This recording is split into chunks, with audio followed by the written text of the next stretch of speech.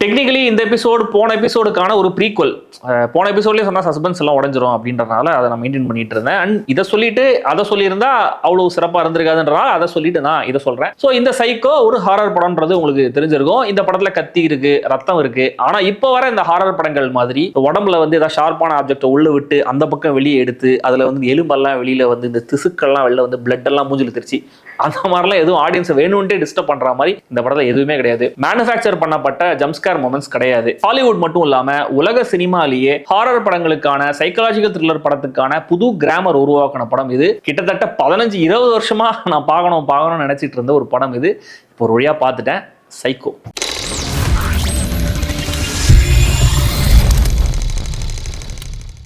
Rear window, vertigo, dial M for murder, rope, man who knew too much, the பேர்ட்ஸ்ன்னு இந்த நம்ம retro ரீல்ஸ்ல தனியா Hitchcock படங்களுக்குன்னு ஒரு series ஆரம்பிக்கலாம். அவ்வளோ ஹாரர் கிளாசிக்ஸ் எடுத்து வச்சிருக்காரு இந்த மனுஷன். ஆல்ஃபிரட் ஹிச்காக் எடுத்ததுலேயே மிகப்பெரிய ஹிட், மிகப்பெரிய பிளாக் பஸ்டர், அதிகமாக வசூல் பண்ண மோஸ்ட் பாப்புலர் படம் இந்த சைக்கோ தான்.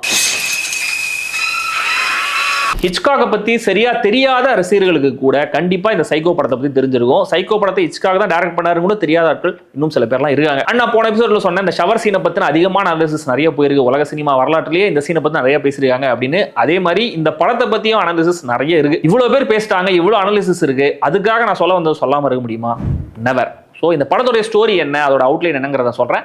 Spoilers ahead. சைக்கோ படத்துடைய கதை என்ன? படத்துடைய ஆரம்பத்திலே கொடூரமான ஒரு கொலை நடக்குது. தென் போலீஸ் அந்த கொலையை யார் பண்ணதுன்னு விசாரிக்க ஆரம்பிக்கிறாங்க. அதே பேட்டர்ல இன்னும் சில கொலைகளும் நடக்குது. போலீஸ் என்ன பண்றதுன்னு திக்கு முக்காடிட்டு இருக்காங்க. இந்த மாதிரி ரொம்ப டிபிக்கலா தான் இந்த படம் ஆரம்பிக்கும் நான் நினைச்சேன். ஆனா இது கிடையாது சைக்கோ படத்துடைய கதை. மேரியன் கிரேன் தன்னோட லவர் சாம் கூட ஹோட்டல் பெட்ல இன்டிமேட்டா இருக்காங்க. பட் இந்த மாதிரி மீட் பண்றது எனக்கு பிடிக்கல, இனிமே நம்ம மீட் பண்ண வேணாம், இல்லைன்னா ரொம்ப ரெஸ்பெக்டபுளா வேற எங்கேயாவது மீட் பண்ணலாம் அப்படின்னு சாம் கிட்ட சொல்லிட்டு போறாங்க மேரியன். என்னுடைய கடை நல்லா அடைஞ்சிட்டா கண்டிப்பா நான் உனக்கு கல்யாணம் பண்ணிப்பேன் அப்படின்னு சொல்றாரு சாம். மேரியன் ஒரு ரியல் எஸ்டேட் கம்பெனில வேலை பண்றாங்க. கரெக்டா அதே நாள்ல $40,000 மொத்தமா கேஷா கொடுத்து ஒரு பணக்காரர் அவங்களுடைய கம்பெனில வீடு வாங்குறாரு. அந்த பணத்தை பேங்க்ல போய் டெபாசிட் பண்ண சொல்றாரு மேரியனுடைய பாஸ். ஆனா மேரியன் அந்த காசை எடுத்துட்டு ஊரை விட்டு ஓடி வந்துடுறாங்க. தன்னுடைய பாய் ஃப்ரெண்ட் கிட்ட அந்த காசை கொடுத்துட்டு அவருடைய கடன் அடைச்சிட்டு கல்யாணம் மட்டும் ஜாலியா இருக்கலாம் அப்படின்ற ஐடியால மேரியன் சாம் இருக்கிற அந்த ஊருக்கு கார்ல போயிட்டு இருக்காங்க. அன்னைக்கு நைட் நிறைய மழை பெய்யுது. இவங்க கொஞ்சம் டயர்டா இருக்காங்க. இவங்க மைண்ட்ல நிறைய தாட்ஸ் ஓடிட்டே இருக்கு. அதனால கொஞ்சம் ரெஸ்ட் எடுத்துட்டு போலாம் அப்படின்னு பேட்ஸ் மோட்டல் அப்படிங்கிற ஒரு சின்ன ஹோட்டல்ல தங்க போறாங்க. அந்த ஹோட்டலோட ஓனர் நார்மன் பேட்ஸ் இவங்களை வெல்கம் பண்ணி ரூம் அலாட் பண்ணி டின்னரும் ப்ரிப்பேர் பண்ணி தராரு. அந்த மோட்டலுக்கு பின்னாடியே ஒரு பெரிய வீடு இருக்கு. அங்க நார்மனும் அவருடைய அம்மாவும் வாழ்ந்துட்டு இருக்காங்க. இவங்க ரெண்டு பேரும் சத்தமா ஆர்கியூ பண்றத மேரியன் கேக்குறாங்க. இவங்க சாப்பிட்டு இருக்கும்போது நார்மனும் மேரியனும் பேச ஆரம்பிக்கிறாங்க. அப்ப நார்மனுடைய அம்மா மென்டலி நார்மலா இல்ல அப்படிங்கிறது மேரியனுக்கு தெரிய வருது. நீங்க ஹாஸ்பிடல்ல சேர்த்து பாத்துக்கலாமே, இல்ல ஏதாவது ஹோம்ல சேர்த்துருங்க அப்படின்ற மாதிரி சொல்றாங்க.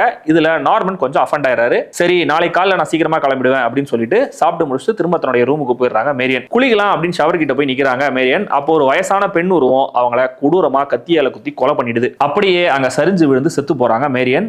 அவங்கள கொலை பண்ணது யாரு, எதுக்காக இந்த கொலை, நார்மன் பேட்ஸ் யாரு, அவருக்கும் அவர் அம்மாவுக்குமான பிரச்சனை என்ன, இதெல்லாம் தான் இந்த சைக்கோ. இந்த சைக்கோ படம் எப்படி எடுக்கப்பட்டது அப்படின்ற ஸ்டோரியே பயங்கர ஃபேசினேட்டிங்கா இருக்கும். ரியர் விண்டோ, வெர்டிகோ மாதிரியான படங்கள்லாம் எடுத்ததுக்கு அப்புறம் ஹிச்காக் எடுத்த படம் இது. ஏன் இந்த படம் ரிலீஸ் ஆகிறதுக்கு முன்னாடி வருஷம் நார்த் பை நார்த் வெஸ்ட் ஒரு பிளாக் பஸ்டர் படத்தை அவர் ரிலீஸ் பண்ணியிருந்தாரு. ஸோ அடுத்ததா பேரமவுண்ட்டுக்கு 2 படம் எடுக்கலாம் அப்படிங்கிற ஒரு டீல் சைன் பண்ணியிருந்தாரு. அந்த 2 படமும் ஸ்டார்ட் ஆகி அப்படியே டிராப் ஆயிடுச்சு. ஸோ அந்த டைம்ல 1959ல ராபர்ட் பிளாக்குங்கிற ரைட்டர் எழுதின சைக்கோங்கிற புக்கை பத்தி அவருக்கு தெரிய வந்தது. ஸோ இதை நம்ம அடாப்ட் பண்ணி படமா எடுப்போம் அப்படின்னு பேரமவுண்ட் கிட்ட இந்த கதையை பிச் பண்ணியிருக்காரு. ஆனா இந்த கதையை கேட்ட பேரமவுண்ட் ப்ரொடியூசர்ஸ் எல்லாம் அலறிட்டாங்களாம். ஐயோ இதெல்லாம் நம்ம படமா எடுக்கவே முடியாது, ரொம்ப கான்ட்ரோவர்ஷியலா இருக்கு, இவ்வளவு அக்ரெசிவான கதையெல்லாம் நான் படமா எடுக்க மாட்டேன்ற மாதிரி அவங்க சொல்லிட்டாங்க. ஆனா அவர் கேட்ட பட்ஜெட்டுக்கும் இவங்க ரெடியா இல்ல. இதனால முதல்ல ஆல்ஃபிரட் ஹிச்காக் அந்த கதையோட மொத்த ரைட்ஸையும் வாங்கியிருக்காரு. அண்ட் படம் ரிலீஸ் ஆகிறதுக்கு முன்னாடியே கதையோட ஸ்பாய்லர்லாம் வெளியில போயிடக்கூடாதுன்னு ஸ்டாக்ல இருந்து எல்லா புக்ஸையும் வாங்கி வச்சிட்டாரு. இப்ப திரும்பவும் பேரமவுண்ட் கூட நெகோசியேஷன் ஆரம்பிச்சாரு ஆல்ஃபிரட் ஹிச்காக். சரி படம் ஆரம்பிச்சு முடிகிற வரைக்கும் ஷூட்டிங் செலவு எல்லாத்தையும் நானே பாத்துக்கிறேன், ரிலீஸ் மட்டும் நீங்களே பண்ணி கொடுத்துருங்க அப்படின்னு கேட்டாரு. அண்ட் உங்களுக்கு 10 பைசா செலவு கிடையாது, படத்தோட நெகட்டிவ் ரேட்ஸ் 60% மட்டும் நான் வச்சுக்கிறேன், 40% நீங்க வச்சுக்கோங்க அப்படின்ற ஒரு டீல சொல்லியிருக்காரு. இந்த டீல் ஓகே ஆச்சு. அவருடைய இந்த முடிவுனால படத்தோடைய ப்ரொடக்ஷன்ல ஸ்டுடியோட தலையீடு எதுவும் இல்லாம பாத்துக்கிட்டாரு. அண்ட் இந்த டைம்ல ஆல்ஃபிரட் ஹிச்காக் ஆல்ரெடி கலர்ல படங்கள்லாம் எடுக்க ஆரம்பிச்சாரு. ஆனா காஸ்ட் கட் பண்றதுக்காக இந்த படத்தை ஒரு பிளாக் அண்ட் ஒயிட்ல எடுக்கலாம் அப்படின்னு முடிவு பண்ணாரு. அந்த ஷவர் சீன்ல வயலன்ஸ் ஜாஸ்தி, அதனால தான் அவர் இந்த படத்தை பிளாக் அண்ட் ஒயிட்ல ஷூட் பண்ணாருங்கிற மாதிரியும் ஒரு தகவல் இருக்கு. ஆனா அதை என்னால கிராஸ் செக் பண்ண முடியல. தென் அந்த டைம்ல ஆல்ஃபிரட் ஹிச்காக் பிரசன்ஸ் அப்படிங்கிற மாதிரி ஒரு டிவி ஷோ பண்ணிட்டு இருந்தாரு. அந்த டிவி ஷோல ஒர்க் பண்ண க்ரூ அப்படியே கொண்டு வந்து இந்த படத்துல ஒர்க் பண்ண வச்சாரு. படத்தோட லீட் ஆக்டர்ஸ் ஜானட் லீ, ஆந்தனி பெர்கின்ஸ் 2 பேருமே அப்ப பெரிய ஸ்டார்ஸ், நிறைய சம்பளம் சம்பளம்லாம் வாங்கிட்டு இருந்தாங்க. ஆனா ஆல்ஃபிரட் ஹிச்காக்கோட ரெபுடேஷனுக்காக மட்டுமே தங்களுடைய சம்பளத்துல பாதிக்கும் கம்மியா தான் இந்த படத்துக்கு அவங்க வாங்கினாங்க. இதனால இந்த படத்துடைய மொத்த பட்ஜெட்டும் 1 மில்லியனை கூட தாண்டல. ஆல்ஃபிரட் ஹிச்காக்கோட படங்கள்ல சினிமாகிராஃபிக்கு எப்பயுமே ஒரு ஸ்பெஷலான இடம் இருக்கும். போக்கியா அதை ட்ரை பண்ணிட்டே இருப்பாரு. ஆனா இந்த படத்துடைய சினிமாகிராஃபி ஸ்டைலை பொறுத்த வரைக்கும் ரொம்ப சாதாரணமா நம்ம பக்கத்துல இருந்து பாக்குற மாதிரி ஒரு ஃபீல்ல தான் இருக்கும். ஃபர்ஸ்ட் சீன்ல மட்டும் கொஞ்சம் கிராண்டா யோசிப்போம் அப்படின்னு ஏரியல் வியூ ஷாட்ல அந்த மொத்த ஊரையும் காமிச்சிட்டு அங்கேருந்து ஒரு சின்ன ஹோட்டலை காமிச்சிட்டு அந்த ஹோட்டலோட விண்டோவை காமிச்சிட்டு விண்டோ வழியா உள்ள போய் 2 கேரக்டர்ஸ் இன்டிமேட்டா இருக்கிறத காமிக்கலாம் அப்படின்ற மாதிரி பிளான் பண்ணி ஹெலிகாப்டர்லாம் போய் எடுத்திருக்காரு ஹிச்காக். ஆனா ஹெலிகாப்டர்ல எடுக்கப்பட்ட அந்த ஷாட்டோடைய குவாலிட்டி அவ்வளவு ஸ்டடியா சூப்பரா இல்ல அப்படிங்கறதுனால எக்ஸ்ட்ரா அந்த ஹோட்டலை காமிக்கிற வரைக்கும் அந்த பேர்ட்ஸ் ஐ வியூ எல்லாம் வச்சுட்டு கட் பண்ணி அந்த ஜன்னல்ல இருந்து உள்ள போகும்போது செட்டு உள்ள போயிருப்பாங்க. படம் முழுக்கவே நிறைய ஹை கான்ட்ராஸ்ட் லைட்டிங்ல ஷூட் பண்ணிருப்பாங்க. நிறைய ஷேடோஸ் இருக்கும். இந்த கிரைம் வார் படங்கள் ஸ்டைல்ல தான். கிரைம் வார்னா என்ன அப்படிங்கறத இன்னும் கூட கொஞ்சம் டீடைலா அந்த நாள் எபிசோட்ல சொல்லியிருந்தேன். முடிஞ்சா நீங்க அதை பாருங்க. அந்த மோட்டலுக்கு பின்னாடி இருக்கிற பெரிய வீடுன்னு ரெண்டுமே செட்டு தான். அண்ட் அந்த வீட்டுல ஏதோ ஒரு மர்மம் இருக்கு அப்படிங்கறத சிம்பலைஸ் பண்ற மாதிரி தொடர்ந்து அந்த வீடு மேல எப்பயுமே ஷேடோ இருக்கிற மாதிரி தான் ஷூட் பண்ணிருப்பாங்க. நார்மன் கேரக்டர் பேச்சுல லைட்டா தடுமாறும் போது சைக்கலாஜிக்கலா ஒரு இம்பேலன்ஸை காட்டும் போதெல்லாம் கேமரா ஆங்கிள்ஸ் அதை ரிஃப்ளெக்ட் பண்ற மாதிரி இருக்கும். அண்ட் இந்த படம் முழுக்க எக்கச்சக்கமா அவ்வளவு க்ளோஸ்அப்ஸ் யூஸ் பண்ணிருப்பாரு ஹிச்காக். ஏன்னா ஆடியன்ஸ் ஒரு சீனுக்குள்ள அந்த சஸ்பென்ஸ்க்குள்ள க்ளோஸா போனோம் அப்படின்னா கேரக்டர்ஸ் அவங்க பக்கத்துல இருந்து வாட்ச் பண்ற மாதிரி தான் இருக்கணும் அப்படிங்கிறது ஹிச்காக்கோட பாலிசி. படம் முழுக்க நார்மனுடைய அம்மா கேரக்டருடைய பிரசன்ஸை இம்ப்ளை பண்ண விதம் எக்ஸலண்டா இருக்கும். நீங்க கெஸ் பண்ணவே மாட்டீங்க. அதை தென் ஒரு கேரக்டர் மாடியில இருந்து உருண்டு கீழே விழுவாரு. அந்த ஒரு ஷாட்டை எடுக்கிறதுக்காகவே ஸ்பெஷலா ட்ராக் எல்லாம் கட்டி பல வாரங்கள் ரிஹர்ஸ் பண்ணி எல்லாம் எடுத்திருக்காங்க. எடிட்டிங்கை பொறுத்த வரைக்கும் இந்த படத்துல 2 கான்ட்ராஸ்டிங்கான ஸ்டைல்ஸை நீங்க கவனிக்க முடியும். முதல் 3/4 மணி நேரம் ரொம்ப ப்ராப்பரா மெத்தாடிக்கலா ரொம்ப ஸ்லோவா தான் இருக்கும். ஒன்ஸ் இந்த மேரியனுடைய ஷவர் சீன் ஆரம்பிச்சதுக்கு அப்புறம் தான் ஆடியன்ஸோட மைண்ட்ல இருக்கிற அந்த ஒரு பயத்தை எடிட்டிங் டெக்னிக் மூலமா மேனிபுலேட் பண்ணி டென்ஷனை இன்னும் அதிகப்படுத்திருப்பாரு ஹிச்காக். இந்த ஷவர் சீன் முடியும் போது மேரியன் கேரக்டர் கீழே விழுந்து இறந்து கிடப்பாங்க.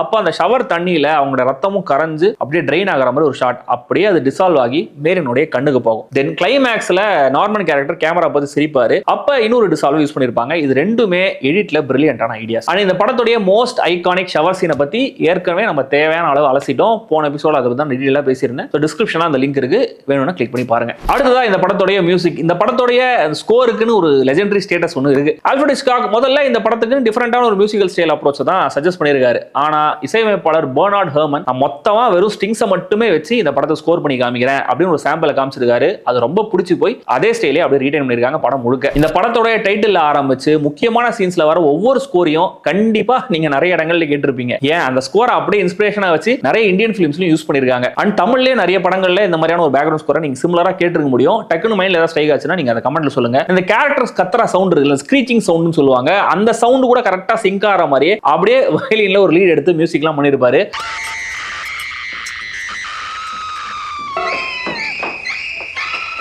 படத்துல நிறைய இடங்கள்ல சைலன்ஸை மெயின்டைன் பண்ணிருப்பாங்க. ஆனா திடீர்னு இந்த வயலன்ஸ் சவுண்ட் அப்படி ஆரம்பமாகும் போது ஆடியன்ஸுக்கு எக்ஸ்ட்ராவா அது ஒரு ஜர்க்க கொடுக்கும். இதெல்லாம் சரிதான். ஆனா இந்த சைக்கோ ஏன் ரொம்ப ஸ்பெஷல்? 46 வருஷங்கள் கழிச்சு இன்னமும் இந்த படத்தை பத்தி ரொம்ப தீவிரமா பேசுற ஆட்கள்லாம் இருக்காங்களே, ஏன் இன்னும் கூட ஃபிலிம் மேக்கர்ஸ் இந்த படத்தை இன்ஸ்பிரேஷனா வச்சு படங்கள் எடுத்துட்டு இருக்காங்க?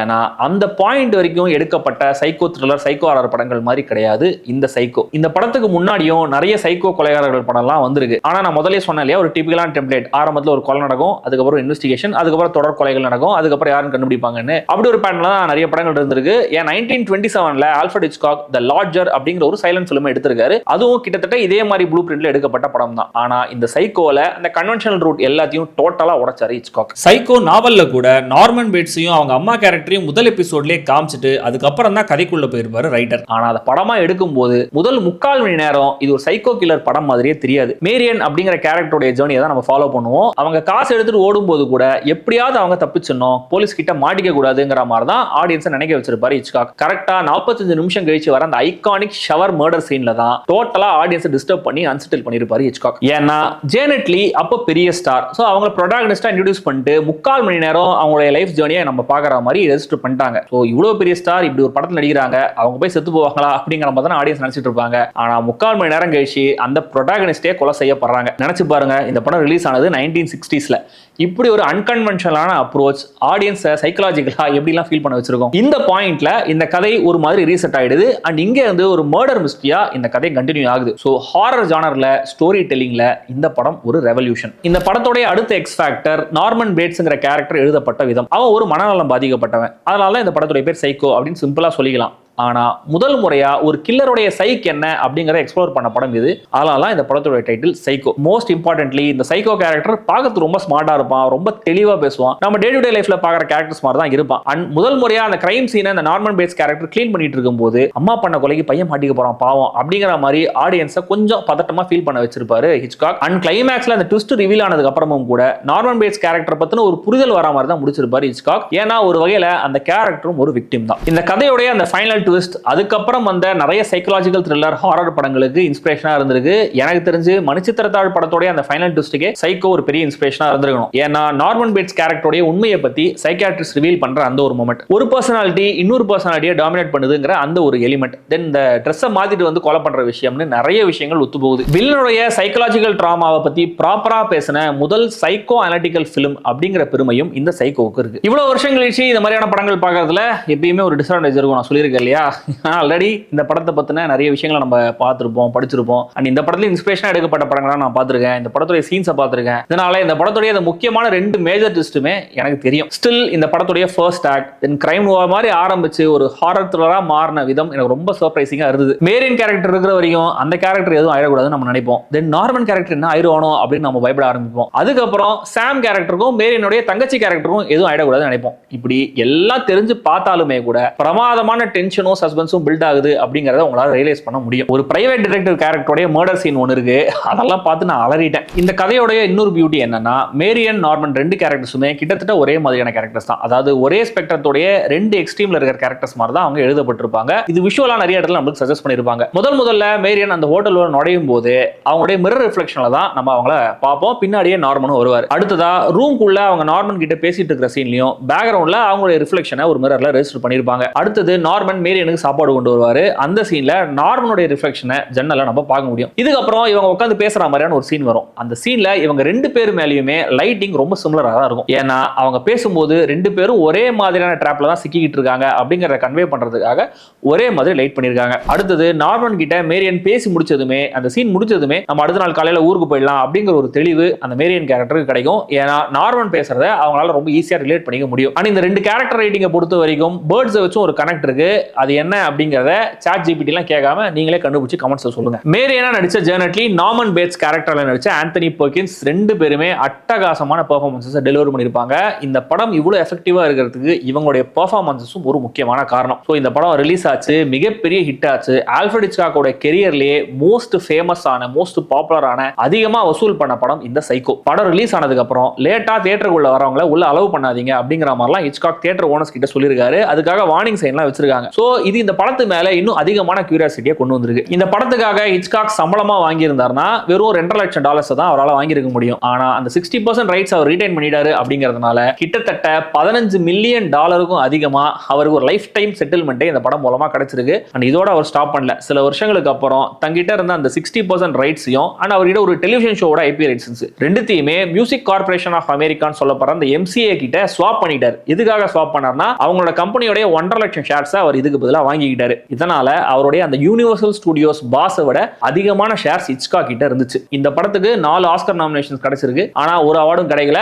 ஆனா Janet leak golden Globe award கொடுத்தாங்க. சாட்லி ஆந்தனி பெர்கின்ஸ்க்கு இதுக்கப்புறம் இதே மாதிரியான ரோல்ஸா டைப் காஸ்ட் பண்ணி வெறுப்பேத்திருக்காங்கன்னு சொல்லும்போது இன்னொரு விஷயம் ஞாபகம் வருது. இந்த படம் எடுக்கும்போது சென்சாரை வெறுப்பேத்தணும் அப்படின்னு டெலிபரேட்டா ஆல்ஃபிரட் ஹிச்காக் நிறைய விஷயங்களை பண்ணிருக்காரு. அப்ப ஹேஸ் கோட் அப்படிங்கிற மாதிரியான ஒரு ரூல்ஸ் தான் ஃபாலோ பண்ணிட்டு இருந்தாங்க. எனக்கு தெரிஞ்சு MPAA அதுக்கப்புறம் தான் வந்துச்சுன்னு நினைக்கிறேன். சோ இந்த ஹேஸ் கோட்ல இருக்கிற இந்த விதிகள் எல்லாம் கேட்டீங்கன்னா கொஞ்சம் சிரிப்பா இருக்கும். அதுல ஒரு விதி என்னன்னா நீங்க வந்து டாய்லெட் ஃபிளஷ் பண்ற மாதிரியான ஷாட் எல்லாம் படத்துல காமிக்க கூடாது. சோ அது வரைக்கும் வந்து அமெரிக்கன் பிலிம்ஸ்ல டாய்லெட் ஃபிளஷ் பண்ற மாதிரியான ஷாட்டோ சீனோ இருக்கவே இருக்காது. ஆனா அப்படி ஒரு சீனை தன்னுடைய படத்துல வச்சாரு ஹிச்காக். இந்த சீன் ரொம்ப முக்கியமான சீன். லாஸ்ட் ஆக்ட்ல இதுக்கு ஒரு ரெஃபரன்ஸ்லாம் வருது. இதுல இருந்து எவிடன்ஸ் கிடைக்கிற மாதிரிலாம் நான் சீன் வச்சிருக்கேன். சோ அதனால இந்த டாய்லெட் ஃபிளஷ் பண்றதை நான் தூக்க முடியாது அப்படின்னு அந்த சீன் அப்படியே ரீடைன் பண்ணாரு ஹிச்காக். அடுத்த சிரிப்பான ரூல் என்ன அப்படின்னா படத்துல வர ஃபீமேல் கேரக்டர்ஸ்லாம் இந்த பிளாக் கலர்ல இன்னர் வேர்லாம் போட்டிருக்கிற மாதிரி காமிக்க கூடாது அப்படின்னு ஒரு ரூல் வச்சிருந்தாங்க. ஏன்னா ஒயிட்டை விட பிளாக் தான் பயங்கர சஜஸ்டிவா இருக்கும், ரொம்ப செக்ஷுவலா இருக்கும். அதனால நீங்க பிளாக் கலர் யூஸ் பண்ணக்கூடாது அப்படின்னாங்களாம். அதனால ஹிச்காக் என்ன பண்ணாரு, படத்தோட ஆரம்பத்துல முதல் சீன்ல ஒயிட் கலர் ட்ரெஸ்ஸோட ஷூட் பண்ணிட்டாரு. அதுக்கப்புறம் கொஞ்ச நேரம் கழிச்சு ஒரு 3/4 மணி நேரம் கழிச்சு அதே கேரக்டர் பிளாக்ல ட்ரெஸ் பண்ற மாதிரி காமிச்சு அந்த ரூலையும் மீறினாரு ஹிச்காக். அடுத்தது டிரான்ஸ்வெஸ்டைட் அப்படிங்கிற வார்த்தையும் யூஸ் பண்ணக்கூடாதுன்னு ஹேஸ் கோட்ல ஒரு பேன் இருந்துச்சு. அதையும் மீறி அப்படி ஒரு வார்த்தையை கதைக்குள்ள வச்சாரு. அதுக்கு கரெக்டான ஒரு ரீசனிங் கொடுத்திருந்தாரு. அண்ட் படங்கள் வயலண்டா நெகட்டிவா இருந்தாலும் கடைசியில ஒரு மாரல் ரெசல்யூஷன் ஆடியன்ஸுக்கு கிடைக்கணும், அவங்களுக்கு ஒரு நல்லதை சொல்லிடுங்க அப்படிங்கிற மாதிரி மாதிரி அந்த ஹேஸ் கோட்ல சொல்லியிருந்தாங்க. ஆனா இந்த படத்துடைய கடைசி ஷாட்டை இன்ஃபேக்ட் படம் முடிஞ்சு லேட்டா தான் ஷூட் பண்ணிருக்காங்க. அந்த கடைசி ஷாட்ல நார்மன் பேஸ் கேரக்டர் கேமரா பார்த்து சிரிப்பாரு. சிரிச்சிட்டே இருக்கும்போது அப்படியே ஸ்லோ மோஷன்ல ஒரே டிசால்வ் ஆகி மேல அவரோட அம்மா ஃபேஸ் வரும். ஒரு மாதிரி சூப்பர் இம்போஸ் பண்ண மாதிரி அவர் அம்மாவோட ஃபேஸ் வச்சிருப்பாங்க. ஆக்சுவலா ஆடியன்ஸுக்கு இது ஒரு மாரல் ரெசல்யூஷன்லாம் கிடையாது, ஆம்பிகஸான எண்டிங் தான். ஒரு மாதிரி கன்ஃபியூஷன்ல தான் ஆடியன்ஸ் தியேட்டரை விட்டு வெளியில அனுப்புனாரு ஹிச்காக். சோ தான் நினைச்ச படத்தை எடுத்தாரு, ரூல்ஸ்குள்ளேயே இருக்கிற மாதிரி எடுத்தாரு, ஆனா ரூல்ஸ் மீறி தான் எடுத்தாரு. ஆனா இந்த படம் மிகப்பெரிய பிளாக் பஸ்டர் ஆனதுனால இப்படியான படங்களை பார்க்க ஆடியன்ஸ் ரெடியா தான் இருக்காங்க அப்படிங்கிற ஒரு மெசேஜும் ஹாலிவுட்டுக்கு கிடைச்சது. சைக்கோ ரிலீஸ் ஆன அதே வருஷம் பீப்பிங் டாம் அப்படிங்கிற ஒரு ஹாலிவுட் படமும் ரிலீஸ் ஆச்சு. அந்த படத்துலயும் சைக்கோ மாதிரியே செக்ஷுவலைஸ்டு வயலன்ஸ் சீன்ஸ் எல்லாம் சில கான்ட்ரோவர்சிலாம் இருந்திருக்கு. ஆனா முதல் ஸ்லாஷர் பிலிம் அப்படிங்கிற பெருமை சைக்கோவுக்கு தான் வந்துச்சு. ஏன்னா peeping Tom flop, psycho hit. சைக்கோட சக்சஸ்னால ஆப்வியஸ்லி இந்த படத்துக்கு சீக்வல்ஸ்லாம் எடுத்திருக்காங்க. ஆனா எதுவுமே ஆல்ஃபிரட் ஹிச்காக் எடுக்கல.